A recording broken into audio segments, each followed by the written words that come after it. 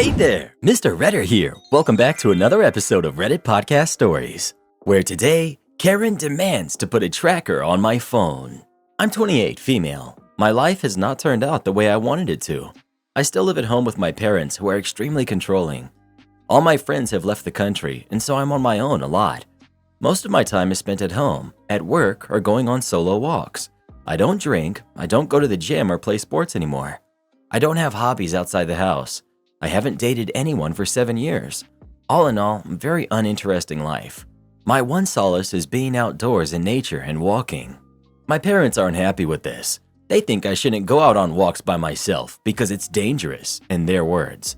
I knew it would be better to ease their concerns if I had someone to go on walks with me, but I don't. My mom has been trying to get me to put "share my location" on my phone with her for years. I understand that she worries about my safety. However, the big problem for me is I know it's not just about my safety. She'll use it to become my stalker. I know this because she has my dad share his location with her and vice versa. She sits and stares at her screen and will say things like, "Oh, your father just left tennis. Oh, your father has just arrived at work. Oh, your father is leaving the pub." Now, I don't have anything to hide, but it is one boundary that I've held to, and I've been so proud of myself for not caving. Today, I decided I'd take a trip up the coast and go for a walk along the sea. I told my parents about my plans at 10:30 a.m. My mom asked that I call her and keep in touch. Once I got there, 2 p.m., I called her and told her where I was. I also told her what walk and route I would be taking. I didn't tell her when I would be home, but she also didn't ask. I also didn't message to say I was on my way home. My parents were furious when I arrived back, 8 p.m. My dad told me that I no longer had a say and that it was mandatory for me to have a tracker on my phone. I told him that I had done everything asked of me. I had called, explained where I was going, etc. I also said they could have called me if they were that concerned about my whereabouts. So as a result, I have been punished. The car that I drive is technically my dad's, and so he has taken the keys away. He says that I can buy my own car or grant them access to my tracking information. They said they would never do this to me. Hold the fact that they bought the car over my head. Also, it makes no sense for me to buy a new car now. I'm at the final stage of a graduate recruitment process, and if I'm successful, I'll be moving to London in September. However, I need to survive between now and then, and without a car, the little life I have is impossible. So, am I the jerk for refusing to let them put a tracker on my phone when their concern is my safety? Edit. My dad hasn't told me that he has taken the keys. I've got a work event today, and he plans for me to not find them when I need to go. Your parents are incredibly toxic, but you may need to put up with this until you can get out. OP. I'm in my bedroom with my door closed, and my dad just walked past and said, "Stupid jerk," at my door. Trying not to cry that my wonderful day has been ruined, it does feel toxic. Can you take public transport? OP. Yes, I can, but the public transport system here is not very good. My work is a 10-minute drive away, but via public transport, it would take me an hour. I do work from home most days though, so that is something. I could also go to parks that are within walking distance for some outdoors. Do you pay to live there? OP. I only pay a nominal amount of £200 a month, as per my dad's request. I do feel guilty about it, as I know people normally pay a lot more than that. Does your dad know that your mom stalks him? Yes, he does, and he doesn't seem to mind. Do they pay for your phone? They don't pay for my phone, though the car is theirs. Unfortunately, the car I bought had an engine failure. I couldn't afford to just buy another car, so this was the compromise solution. I had actually been considering asking to buy the car from them, but it now seems silly, especially with the London move potentially happening and this drama. Update. Things were very frosty the next couple of days. My mom eventually came to me and said that she was going to address the elephant in the room. She said that she was very disappointed in me, but as I didn't care about her, she will just have to live without it, the tracker on my phone. I think she expected me to cave at that point, but I didn't. I said, "Thank you for understanding," and that was it. The car keys were returned to the drawer and nothing more was said about it from anyone, including my dad. To this day, I have no idea why the 180-degree flip happened. Although you have all helped me realize that I have an unhealthy codependent relationship with my parents, I think it will just take time to set boundaries and learn how to be my own person. I still love them a lot, and I know they love me too, even though we aren't the type of family that says so. Which leads me to my other news. I got the job in London. I've officially moved out and I'm living there now.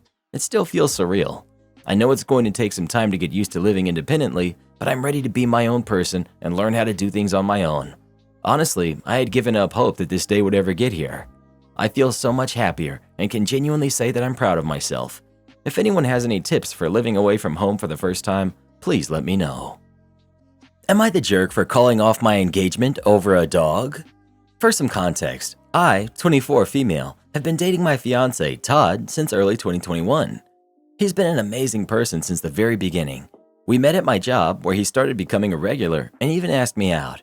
Todd isn't a huge fan of animals, unlike me, but this was never really a problem because he got along with my dog. I've had my dog since a little before I graduated high school. I volunteered at a local shelter when she came in. A shy little beagle puppy, Nala. She wasn't doing well at the shelter, so I offered to foster her, and well, the rest is history. I moved out of my dad's house when I turned 18, and other than some essentials, she's all I brought with me when I was thrown into adulthood. I got a cheap apartment after that, and it's just been me and her ever since. I don't believe it would be an understatement to say I love her more than anything. Todd knew this. Recently, I found out I was pregnant about 2 months ago. Todd seemed to be more and more agitated with Nala since then, even asking if I'd consider rehoming her. I said no and explained that I was worried about her not eating. She has some pretty bad separation anxiety. We got into a huge argument about it where he began to complain about her fur being all over and about the way that she always sits by my feet when we do things and how I let her on all my furniture. It's my apartment and I bought all the furniture. He also went so far as to say I'd be a terrible mother and neglect our baby if I didn't get rid of her.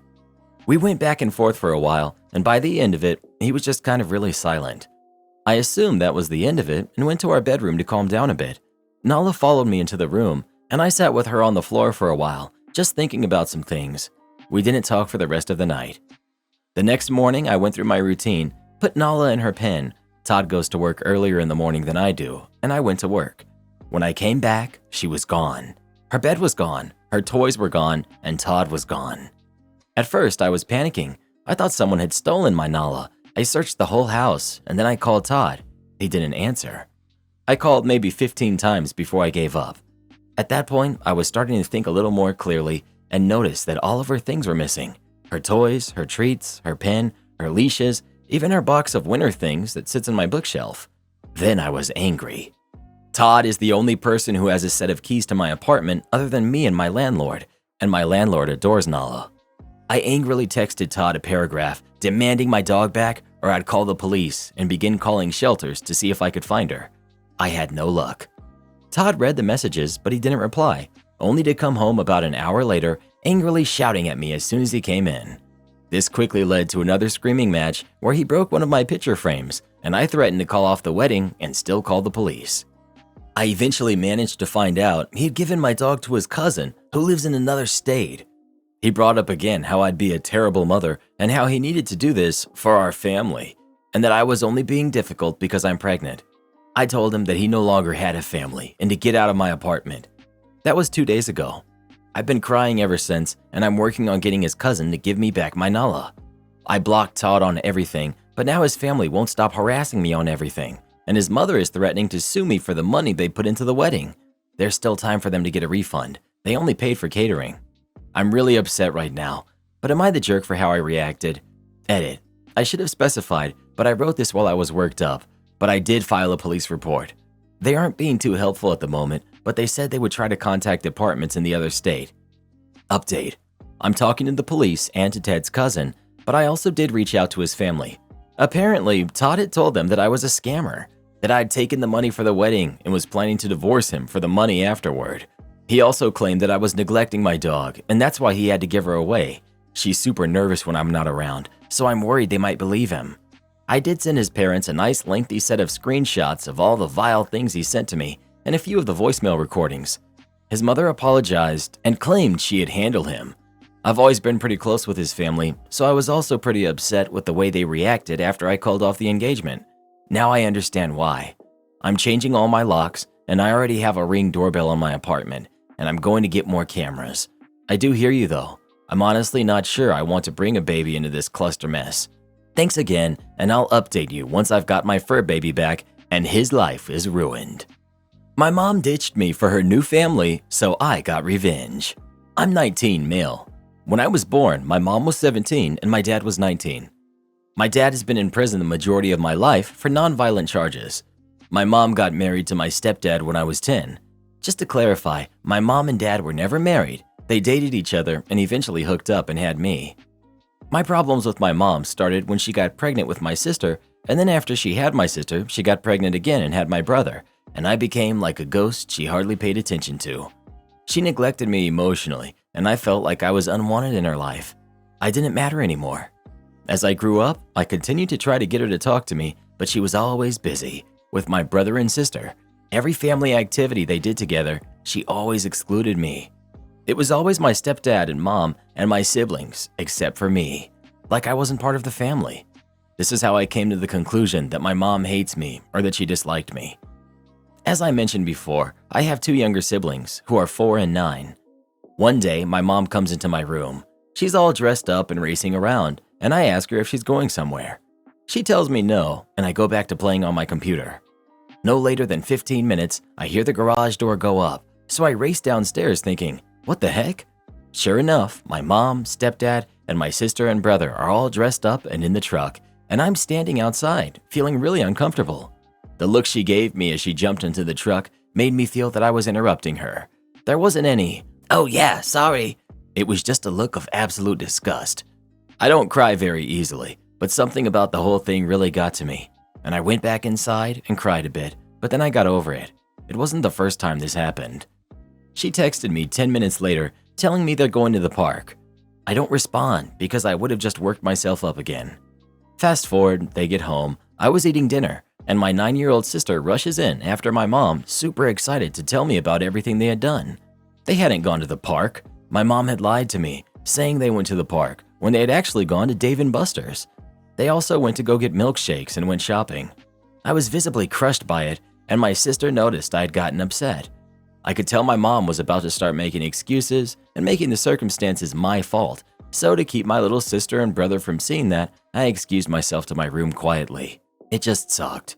I've been trying so hard to be a good son, despite the selfishness of my mother and her chaotically selfish ways have on me. But once I realized that crap isn't normal, I started questioning our relationship.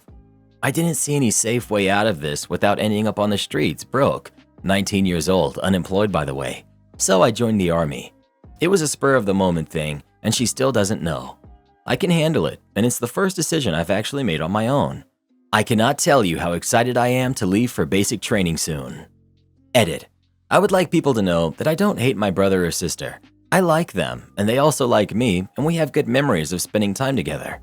At this point, they are the only thing I consider family, and I hope they understand why I moved away. I hope that when I come back from the army, they'll still see me as their big brother.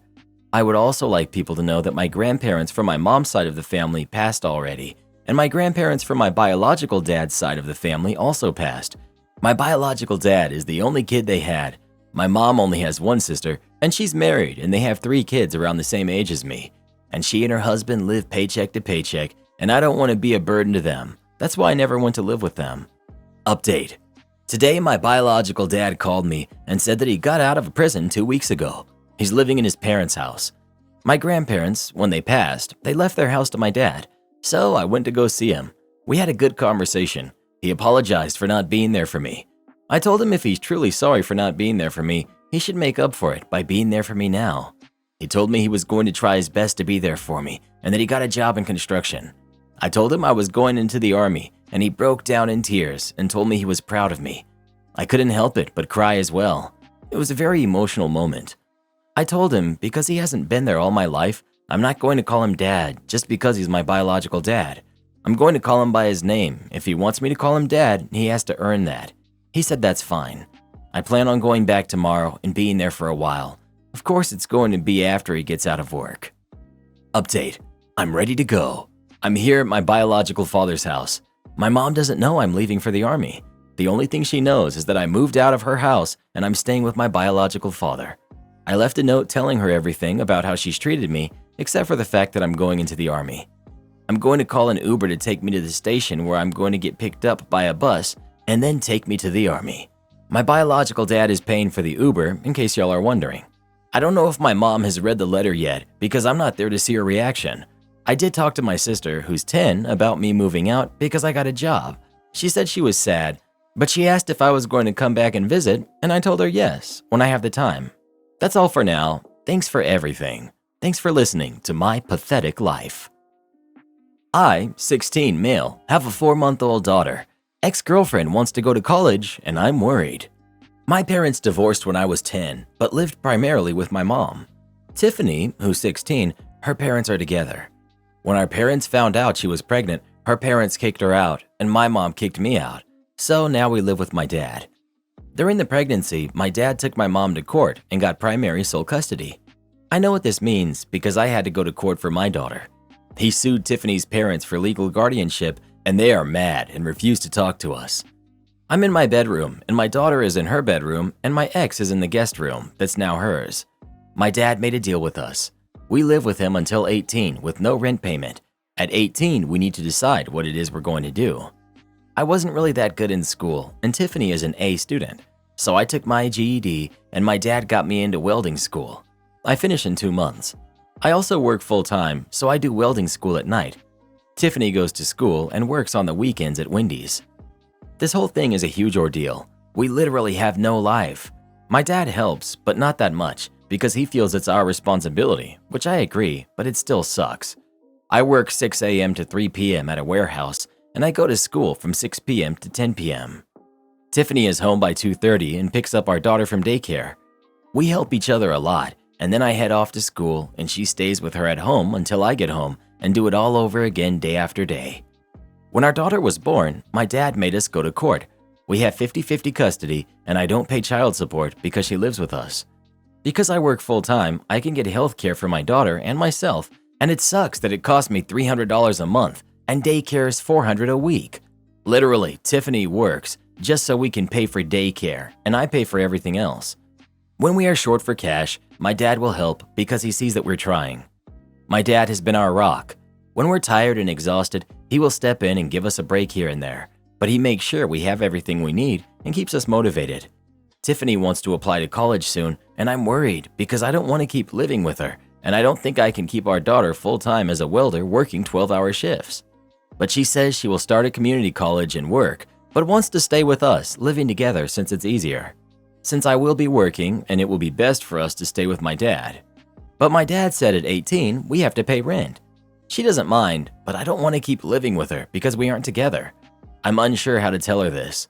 My dad thinks she should stay with us as long as she is a full-time student to finish her degree because I'm already getting my career. I just feel that all this is unfair because the burden is on me.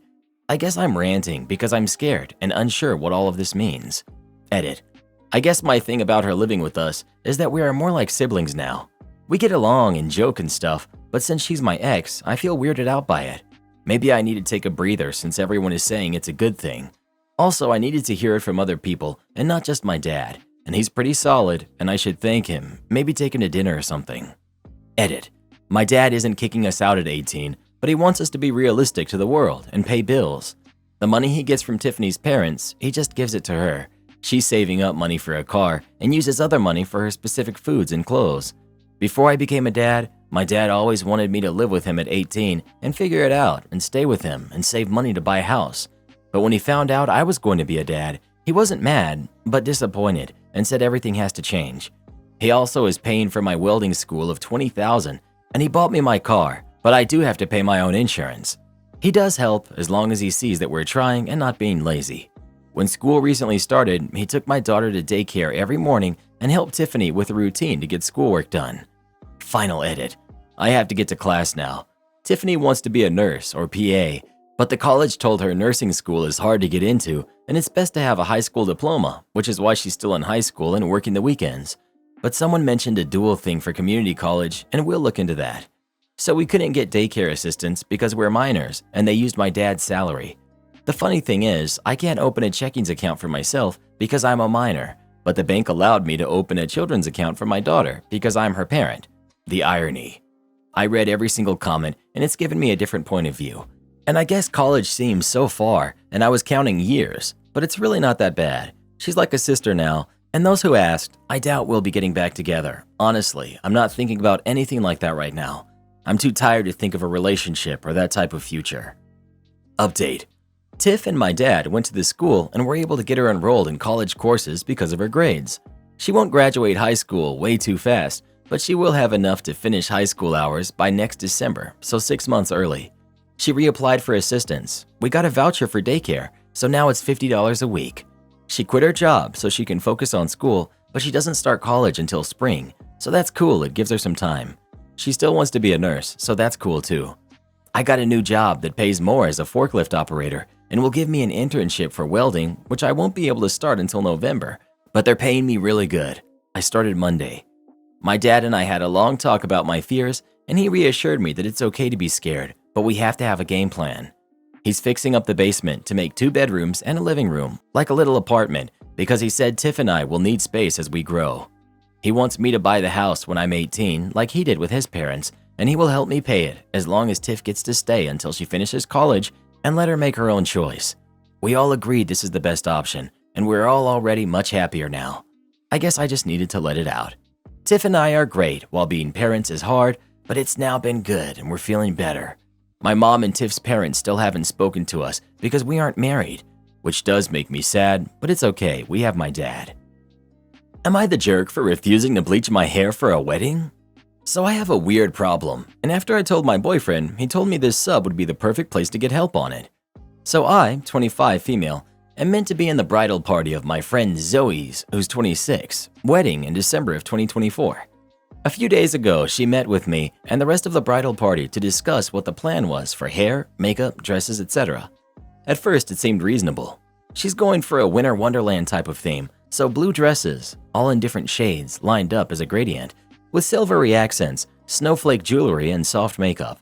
Even blue contacts for those of us without blue eyes.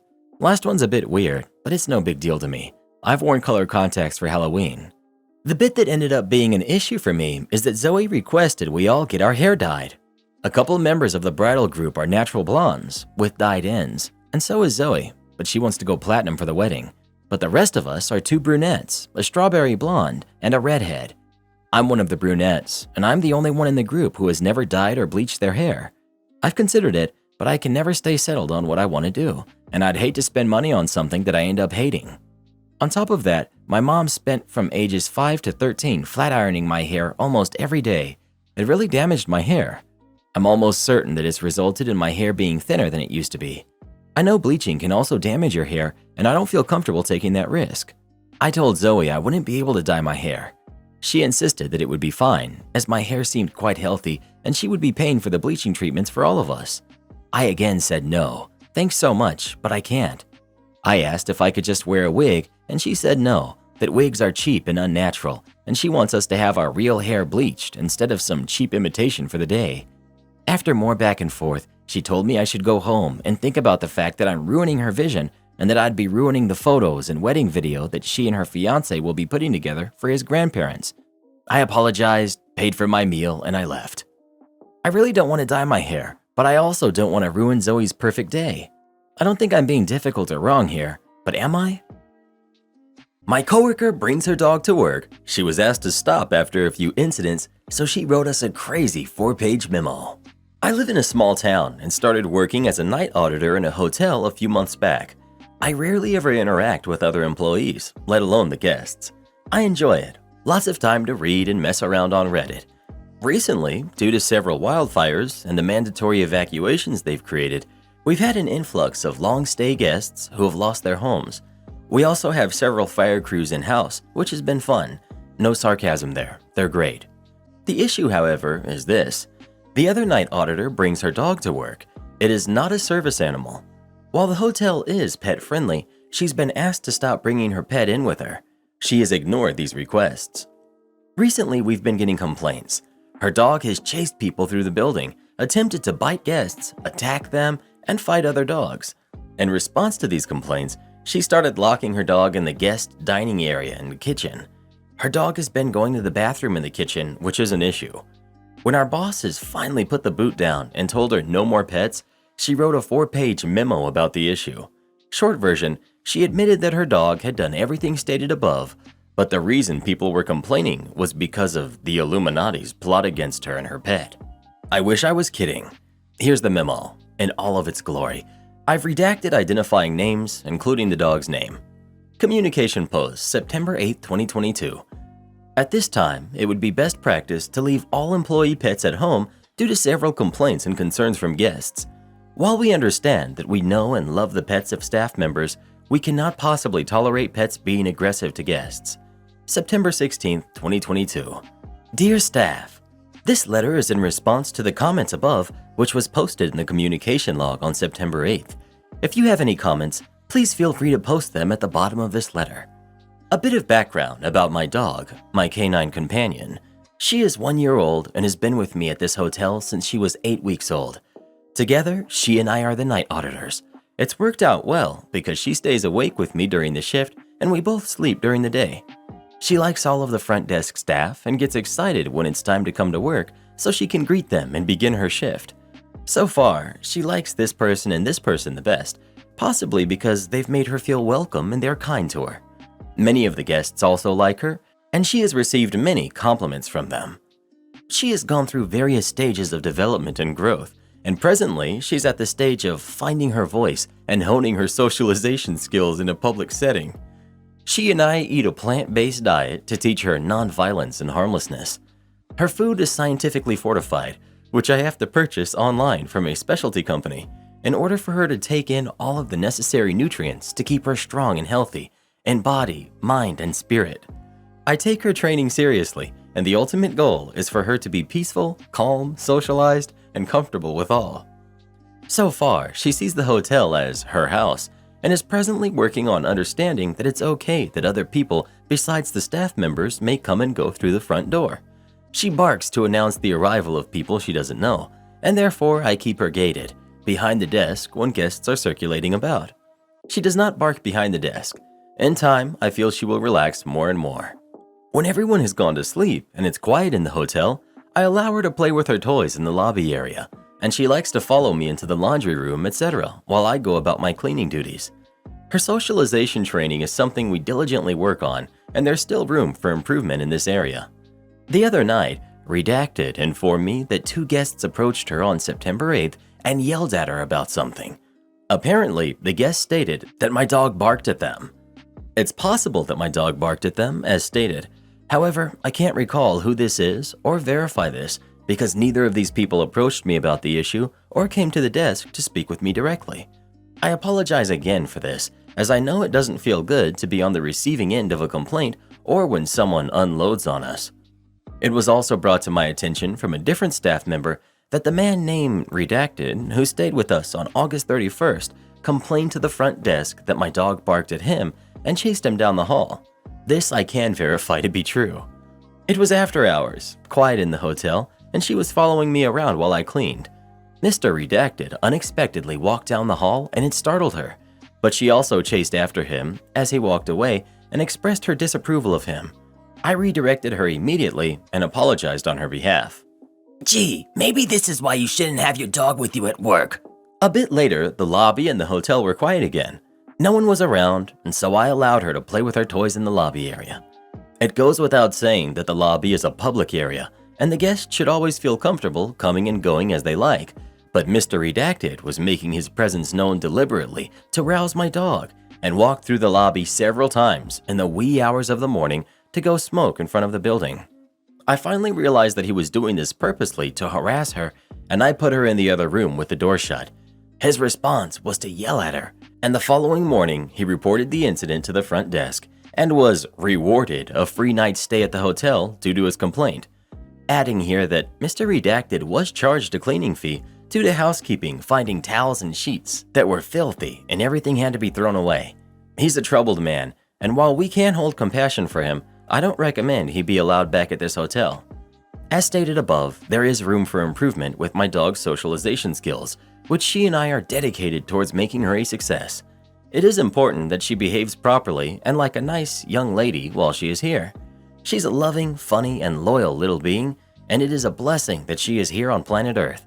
She's helped me to tolerate the grave shift hours too, with her excellent company and companionship she provides.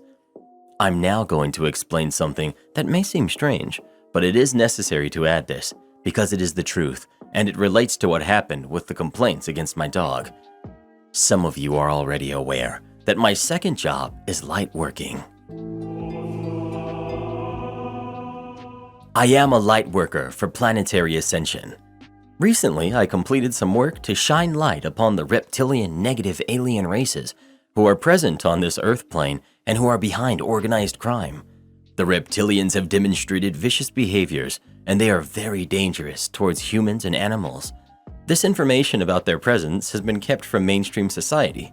However, things are heating up planet-wide, and a full disclosure event will be taking place in the near future. I've studied these alien races since 2015, and I am acutely familiar with their attacks against those of us who stand up for the light and shine light upon their darkness. The recent complaint against my dog was a deliberate and planned attack against me. The reptilians targeted my dog and used the situation to get back at me, to retaliate because of my recent work in calling out their crimes. My contact with the authorities was on the same day, August 31st, that Mr. Redacted made his appearance, and the other 2 complaints came afterwards for 3 in a row. Noting that the reptilians are reading this post as they are able to track, spy, and interfere via advanced technology through television, computers, cell phones, and other devices. Therefore, I'm letting them know that God is my witness, and I will assist in standing up for those who have no voice. To recap, under normal circumstances, and especially at a hotel which allows dogs, if a dog barks at someone, normally the person would shrug it off, as long as it doesn't continue, which it didn't. I redirect my dog each time and lovingly encourage her to be peaceful and calm. She also has never nipped at anyone. Her barking is instinctive, and with time it will ease up, and I feel confident that she will be more at ease as she gets through this growth stage. Also, my dog is absolutely heartbroken that I've left her at home. I'm keeping her at home for a few weeks to work more intensely on her training and plan on using a vibrating bark collar to better get her attention. Her time away from the hotel will allow the tension from the dark forces to settle too. When I feel she has improved with her barking and listening skills, I plan on bringing her back to work with me. Thanks for listening and for keeping an open mind and an open heart. Well, I guess now is as good a time as any to tell you all that I am Karen Akatosh of the Galactic Federation of Light, sent here by the Ashtar Command from the Pleiadian system. I am here to spread love and light and to fight the Draconian... Karen? Yes? Shut up. Karen just drops off her baby at my apartment and demands that I babysit for her. I, female 24, am an aunt to my 1-year-old niece, Ava. My sister and brother-in-law live close to me, so I babysit for them sometimes. They don't pay me, but I'm happy to do it anyway. On Friday was their anniversary, and they asked me 3 weeks in advance if I could babysit. I provisionally agreed because I had nothing else planned. My plans changed, however, when some of my old college friends told me they were stopping by my town on Friday. I haven't seen them in nearly 3 years, and I really wanted to see them. I gave my sister 5 days' notice that I could no longer babysit on Friday, and that she would have to make other arrangements. She didn't respond to the text, but she read it, so I assumed that it was okay. On Friday, however, sister stopped by my house with Ava. I was confused and asked why she was here. She told me she was leaving Ava with me as originally planned.